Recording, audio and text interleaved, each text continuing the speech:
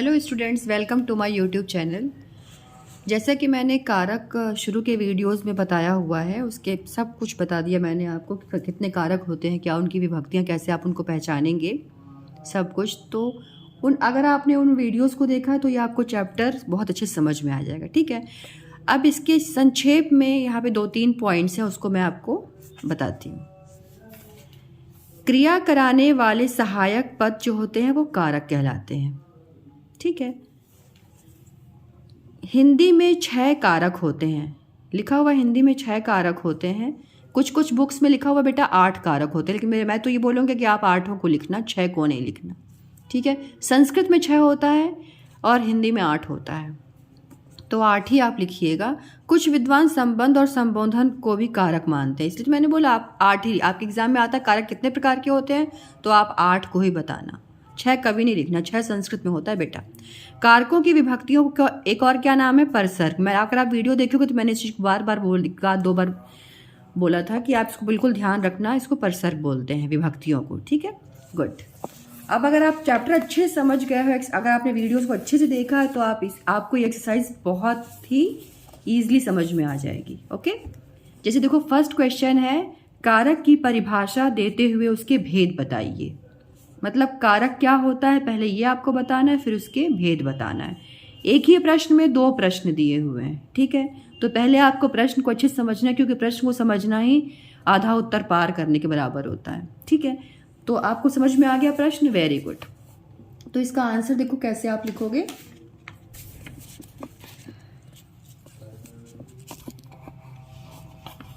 कारक की परिभाषा देखो मैंने बहुत अच्छे से लिखा है इसमें बेटा। संज्ञा या सर्वनाम के जिस रूप के द्वारा उसका संबंध वाक्य के दूसरे शब्दों विशेषकर क्रिया के साथ जाना जाता है, उसे कारक कहते हैं। ओके, अब पूछा था दूसरा, उसी में प्रश्न था, उसके कितने भेद हैं, तो देखो भेद क्या है। कारक के भेद आप लिखोगे, कारक के 8 भेद होते हैं जो निम्न हैं। कर्ता या आप यहां पे लिख देना कारक। ठीक है, यहां पे लिख देना आप कारक, और उदाहरण तो मैंने लिख दिया कारक। कर्ता देखो 8 कारक मैंने पहले 1 से लेकर 8 तक के पॉइंट्स बनाए। ठीक है, फिर मैंने लिखा कर्ता कारक, कर्म कारक, आप इसके आगे लिख देना कर्ता कारक, कर्म कारक, करण कारक, संप्रदान कारक, अपादान कारक, अधिकरण कारक, संबंध कारक, संबोधन कारक। चूंकि आप क्लास 8th में हो, तो अगर आप इसको कर्ता कारक को अगर आप एग्जाम्पल मतलब उदाहरण सहित अगर इसको आप बेटा बताओगे ना, तो जो देखने वाला है उत्तर, उसको भी देखने में अच्छा लगेगा कि हाँ इस बच्चे को मतलब पूरी क्लियरिटी है कि कर्ता कारक क्या होता है। ठीक है, तो आप एक एक उदाहरण लिख दीजिएगा, इससे क्या होगा, आपका पूरा ये आंसर बहुत ही अच्छे से डिफाइन हो जाएगा। कर्ता का देखिए उदाहरण लिखा मैंने, सोहन खेल रहा है। खेलने वाला कौन है, सोहन है, तो सोहन को आप अंडरलाइन कर दीजिएगा, सोहन कर्ता कारक हो गया, खेलने वाला है सोहन। कर्म कारक क्या होता है, तो कर्म कारक का उदाहरण में लिखा, सोहन गेंद खेल रहा है।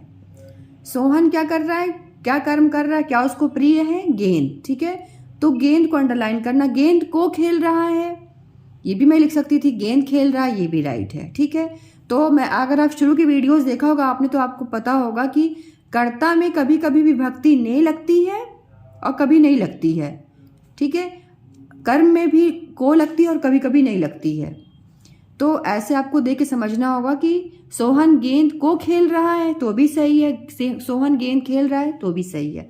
कभी कभी मैंने बोला ना, कर्ता में और कर्म में कभी विभक्तियां लगती हैं और कभी विभक्तियां नहीं लगती हैं। तो ये हो गया करण कारक। करण का अर्थ होता है साधन। इसका उदाहरण है, सोहन पैर से खेलता है। साधन क्या है, खेलने का पैर है, पैर से मार मार के वो खेल रहा है गेंद को। ठीक है, तो पैर से देखो यहां आया साधन। संप्रदान कारक का उदाहरण है, सोहन ने गाय को रोटी दी।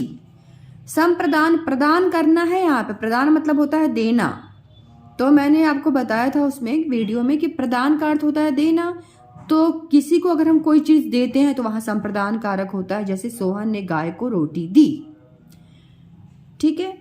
और किसी भी उद्देश्य से अगर हम किसी काम को करते हैं, जैसे मोहन उत्तीर्ण होने के लिए पढ़ाई कर रहा है, ठीक है, तो ये भी संप्रदान कारक उद्देश्य है आपको जब काम को करने के पीछे, तो वो भी संप्रदान कारक होता है, ठीक है। तो एक एग्जाम्पल ये हो गया। अपादान, इसका उदाहरण है पेड़ से पत्ता गिरा। अब देखो बेटा, यहाँ पे भी से आया और करण कारक में भी से आया है, लेकिन दोनों में डिफरेंस ये है कि करण में क्या होता है, पैर से जुड़ा हुआ, पैर से खेल रहा है मार मार के बॉल को, और अपादान में क्या होता है, अलगाव हो जाता है। पेड़ से पत्ता गिरा मतलब पेड़ से एकदम अलग हो गया पत्ता, तो यहाँ अलग होने के अर्थ में है, से का यूज हुआ है, प्रयोग हुआ, ठीक है। अपादान कारक। अधिकरण का क्या अर्थ होता है, अधिकरण, अधिकरण कारक। उदाहरण है पेड़ पर चिड़िया बैठी है। अधिकरण का मतलब होता है आधार, ठीक है। आप कान से सुन रहे हैं, मैं मुंह से बोल रही हूं। तो यहां पे जो से वर्ड आया वो करण कारक है, ठीक है। तो ध्यान रखिएगा ये से का प्रयोग। अधिकरण का क्या होगा, अधिकरण का मतलब होता है आधार। पेड़ पर चिड़िया बैठी है, पर हो गया। मैं कमरे में बैठी हूं। जैसे अगर आप ध्यान विभक्तियों को देखोगे तो विभक्तियां में होती है, अधिकरण का विभक्ति होता है में और पर। तो पर यहाँ पे आया, अगर में आता तो भी वो अधिकरण कारक होता। विभक्ति इसकी होती दो। संबंध में क्या होता है, यह मेरा घर है। इसमें का की के रा री रे विभक्ति आती है, तो यहाँ रा आया है ना यहाँ पे, तो ये संबंध कारक हो गया। संबोधन, इसमें इसका उदाहरण हे ईश्वर आपका शुक्रिया। यहाँ पे देखो संबोधन सूचक चिन्ह भी लग गया है ना। तो ये किसी को हम जब बुलाते हैं, पुकारते हैं, तो ये संबोधन कारक होता है। ये हो गया। तो ये आपके फर्स्ट क्वेश्चन का आंसर हो गया, ठीक है। करण, दूसरा प्रश्न है, करण और अपादान कारक का अंतर स्पष्ट कीजिए। करण कारक क्या होता है, अपादान कारक क्या होता है। ये एक्चुअली आपकी बुक में बहुत अच्छे से लिखा हुआ है, तो इसको मैं इसलिए मैंने अलग से नहीं लिखा है, मैं आपको बुक में दिखा दे रही हूँ। देखो ये पेज नंबर है ना 110, पेज नंबर है 110। ये है आपका, देखो करण और अपादान कारक में अंतर। ये आंसर बेटा यहाँ से लेके देखो, ये सेकंड का आंसर है, ये पूरा आप लिखोगे, आंसर 2 है ये। यहाँ से यहाँ तक रहेगा। देखो मैंने बताया ना, करण और अपादान दोनों कारकों में से प्रसर्ग प्रयुक्त होता है। जहाँ साधन करण के अर्थ में हो वहाँ से का प्रयोग होता है, और जहाँ का करण कारक हो वहाँ, और जहाँ अलग होने के अर्थ में हो वहाँ पे से का प्रयोग होता है, वहाँ अपादान कारक होता है। मतलब से का एक से होता है जो साथ में होता है, तो वहाँ पे होता है करण कारक, जहाँ पे अलग होता है वहाँ अपादान कारक होता है। सिंपल सी भाषा में यही इसका मतलब है।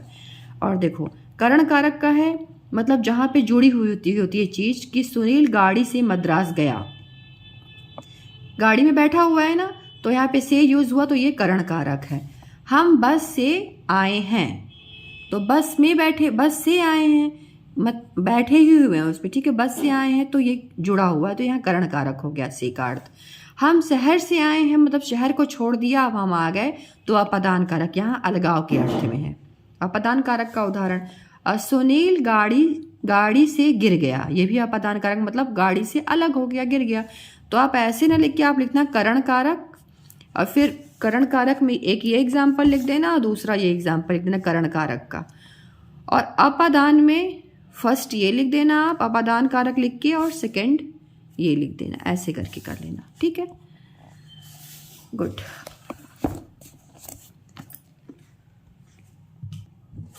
अब प्रश्न 3 है, से का प्रयोग अपादान कारक के रूप में एक वाक्य में कीजिए।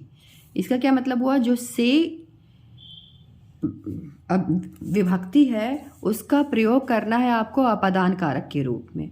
तो आपको तो ये अब पता चल गया होगा कि अपादान का अर्थ होता है अलग होना, अलग होने के अर्थ में से का यूज होता है। जैसे पेड़ से पत्ता गिरा, यहाँ अलग हो गया पत्ता, तो ये हो गया अपादान कारक का उदाहरण।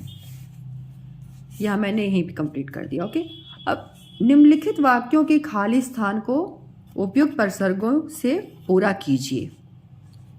अब यहाँ पे आपको, जैसे मैंने विभक्तियाँ जब पढ़ाई थी तो देखो ये टेबल दिखाया था आपको, है ना, कारक का टेबल थी और विभक्तियों की। तो ये अगर आपको ये लर्न हो गया होगा ना बेटा, इसको तो आप, मैं बोलती हूँ आप इसको लर्न ही कर लेना। कर्ता ने कर्म को करण से, संप्रदान को के लिए, अपादान से, संबंध का की के, अधिकरण में पर, संबोधन हे अरे ओ।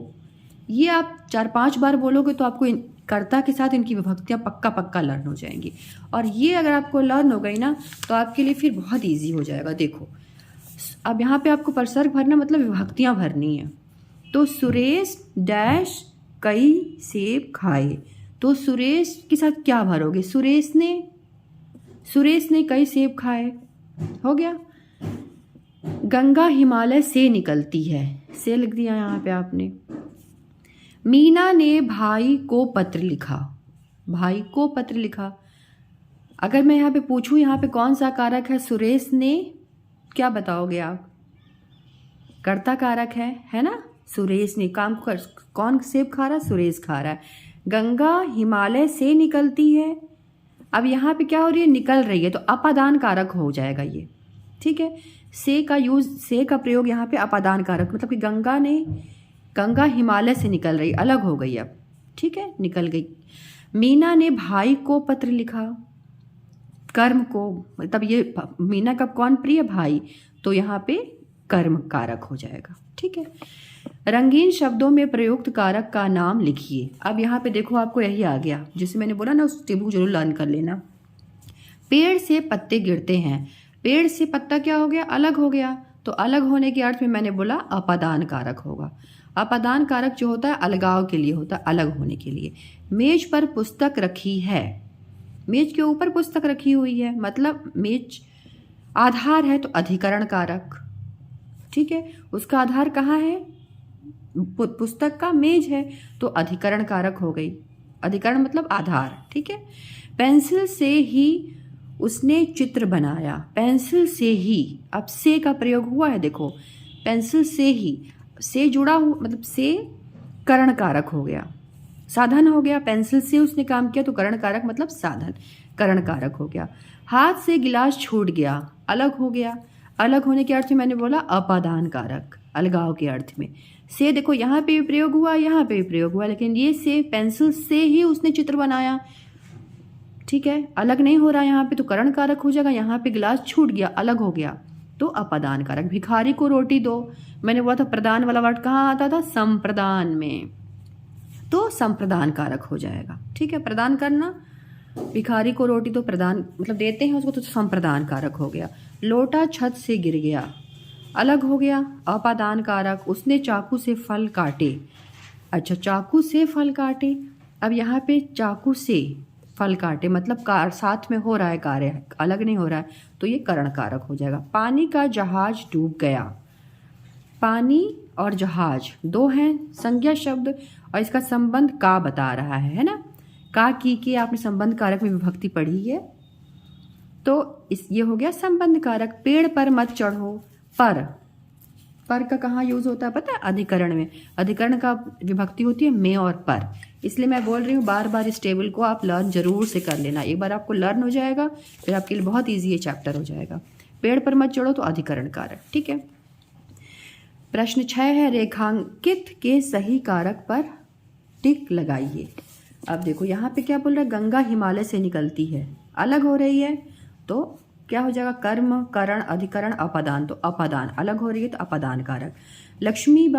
लक्ष्मीबाई की सहेली का नाम सुंदरी था, लक्ष्मीबाई एक संज्ञा है और सहेली संज्ञा है ना। और की जुड़ रहा है तो संबंध बता रहा है, की तो संबंध कारक हो गया, कर्ता अपादान कर्म नहीं होगा, संबंध होगा।